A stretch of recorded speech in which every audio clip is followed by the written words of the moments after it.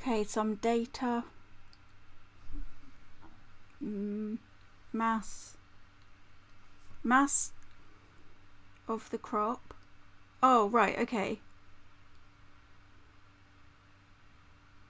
100 of this year's crop of plums. Market gardener shows the masses of a sample of 100 of plums. Oh my goodness, this is a bit I find difficult, the real life stuff. I think he is taking a sample of 100 and then finding the mass of those 100, and then it comes out to be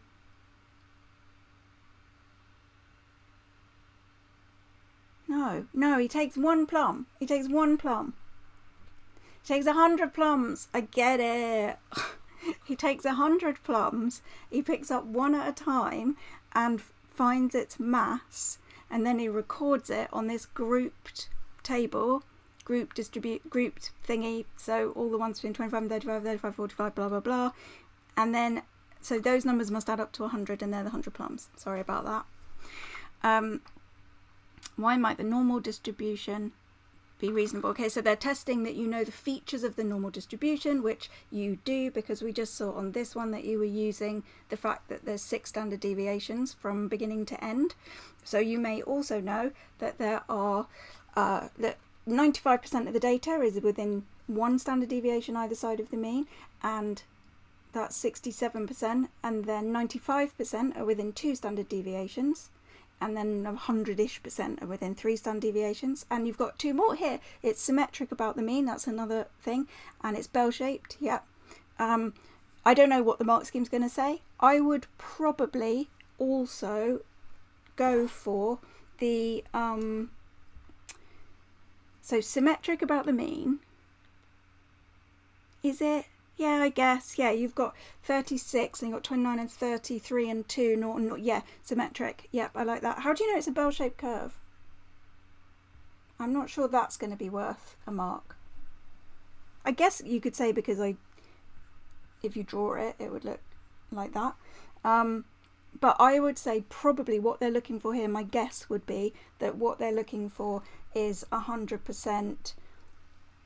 Oh no, you're right, because we don't know the mean or the standard deviation. So we can't work out what the mean add 1 or 3 standard deviations actually is. It's only 1 mark. I think the mark is going to be for symmetric about the mean, but your answers are perfect. You've written things which are properties which we could see in this data, so I think that's perfect. Let me get part B up. Okay, I forgot to say something on the last one, which I was actually annoyed about, but I couldn't be bothered to add it and then edit and stick it. I don't really know how to do all of the editing really, so I just didn't say it. But the thing that I forgot to say is that you have done a normal distribution question here where you didn't draw a little picture. Now, I know that you didn't need to draw the little picture because you imagined the little picture. But if I can force you to get into the habit of drawing a little picture, it will really help you when it's more complicated. Because instead of drawing a picture being something you're doing as a last resort, I need it to be something that you naturally do, so that when they get harder, that part of it is just completely natural to you, and you've been through loads of thought processes about it already in simpler scenarios, so that in the more complicated scenarios it's still okay. So what you did in this one was the mean is 178, and you were finding the area to the left of 194, so that's what you were finding, and it should have come out bigger than a half, which it did, so that's all fine. But look, same thing here, no pictures. So normal distribution, we want, and binomial distribution, we want to say what x actually is. I think we'll call it x. Doesn't tell us what to call it. You can call it whatever you like. M, I think, let's call it M. M for mass.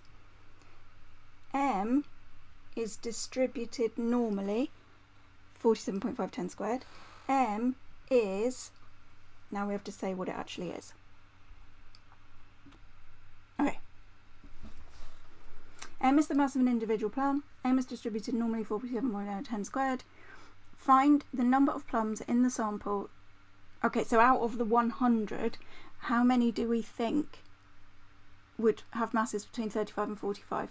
So they are asking you to find the probability that M is between 35 and 45, which looks like, now I don't know what the mean is. Oh yes I do, it's 47.5. So 35 and 45 are both to the left of that. That's what we're trying to find, that area there. Easy peasy, put it in the calculator. The mean is 47.5, the standard deviation is the square root, the lower, the upper, we're using norm CD here, you don't need to write that for the examiner, and that will tell you that probability. Then, that is the probability of 1 plum, so then you say, but what if I've got 100 plums? So this looks great. The only thing I would say here is to try to start drawing these little diagrams for the normal so that when it gets harder, that's just built in and it just happens automatically. Probability that M is less than 25. Probability that M is less than 25. 47.5. 25 is on the left. It's going to be quite small. Lower is, I wouldn't put the lower as minus 100. I don't think that's small enough. This is, your normal distribution is asymptotic. It goes on and on forever. So you want to basically say forever to the right, to the left. And I usually put in a lot more zeros than that. I would usually, just to make sure, why not? Just like minus a billion. The upper is 25. You put that in your calculator. Then you've times it by 100 because we've got 100 plums. So it looks great. Check the mark scheme later for the accuracy, but it looks brilliant.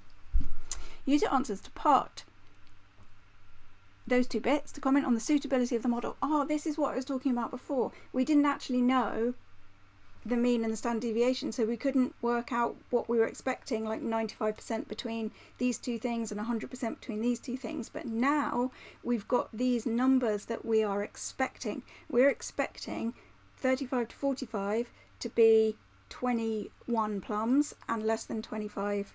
Let's go get that other guy, the other question. How many were there between 35 to 45 is 29 and you predicted 21. It's not too bad. And then below 25, oh, hang on a minute.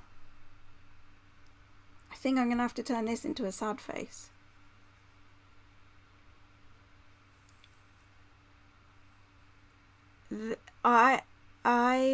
Something in the calculator went wrong here.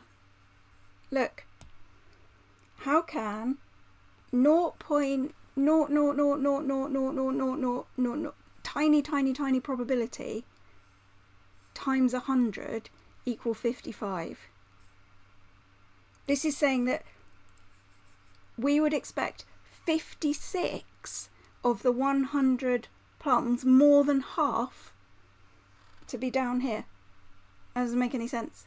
And our little picture might have helped with that. It might have made us think, hang on a minute, if that whole thing is 1 and this is the tiniest probability ever and we've got 100 plums, how can that possibly be 56 plums?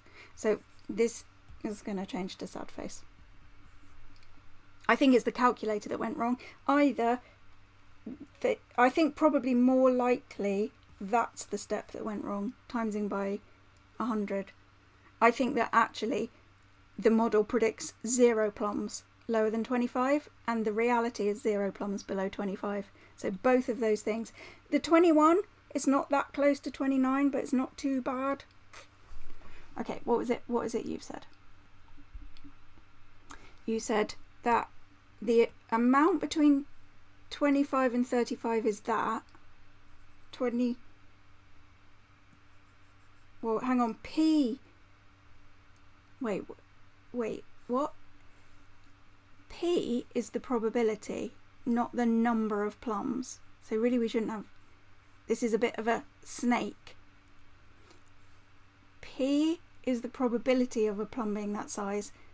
21 is the number of plums you'd expect out of 100 to be that size.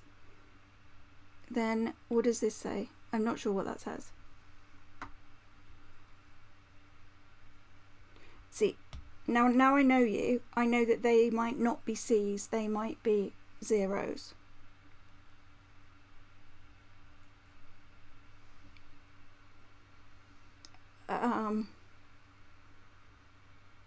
No.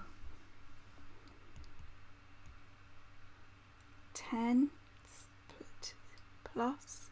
No, don't know, sorry. 29 is the number of actual plums that were between those two, and 21 is the prediction that we would get 21. I'm not sure what that is. And then M is less than 20. Again, this is not the probability. 55.9. Oh, close to. This says close to. There we go. And not close to. Okay, so you totally understand what you're doing, but comment on the suitability. You have not commented on the suitability.